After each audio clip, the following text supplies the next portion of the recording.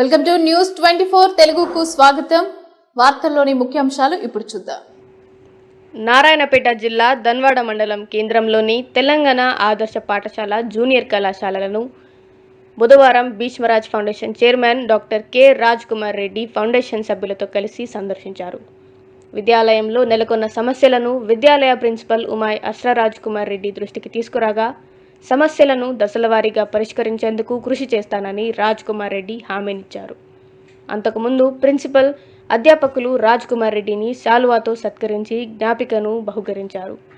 ఈ కార్యక్రమంలో అధ్యాపకులు మణిమాల, రమేష్ గౌడ్, రామాంజనేయులు, ప్రసాద్, చంద్రశేఖర్, రామన్ గౌడ్, రాజ్ కుమార్, అఖిల్, సంతోష్, నరేష్ తదితరులు పాల్గొన్నారు.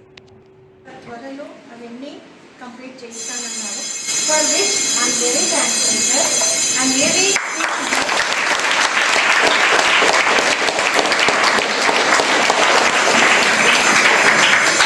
I shared my personal opinion, sir. I am saying like a foundation coming forward like this and sharing the helping hand, really I am saying it's really great, children, and I hope you all got inspired by this, sir. మనం సార్తో నేర్చుకునేది సార్కి help అంత పెద్దగా మనం కాదు, కానీ sir లాగా ఇన్స్పైర్ అయ్యి మనం కూడా సొసైటీకి ఇలా చేయగలిగితే ఒక వంతు చేయగలిగితే that's well and good.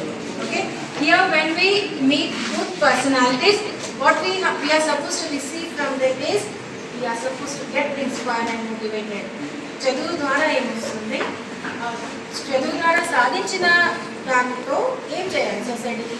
It's not we are not selfish, we are for the society అనేది సచ్ పర్సనాలిటీస్ మనకు ఎక్స్ప్లెయిన్ చేస్తారు.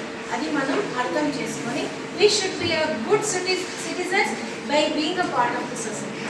Okay children, this is what we learn from the school. So I am really so thank you very much for being kind to us. ఆధిపత్యమే ఇక్కడికి వచ్చారు.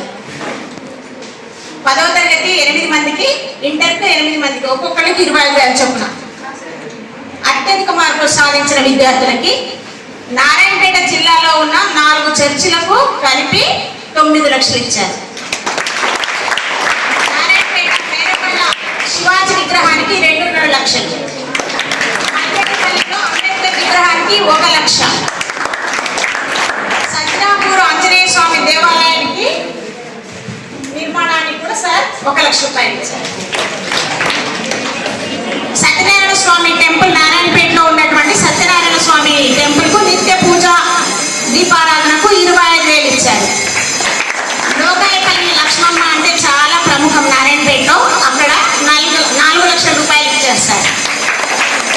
జర్నలిస్టుల యూనియన్కి దాదాపుగా 55,000 ఇచ్చారు. Narayanpet press క్లబ్కి 60,000 రూపాయలు. ఇంకా చాలా ఉన్నాయి, నేను అవన్నీ చెప్పట్లేదు, తప్పకుండా చెప్దాం మనము. అంటే ఇవన్నీ ఏమన్నట్లు, ఒక వ్యక్తి తాను ఎదుగుతూ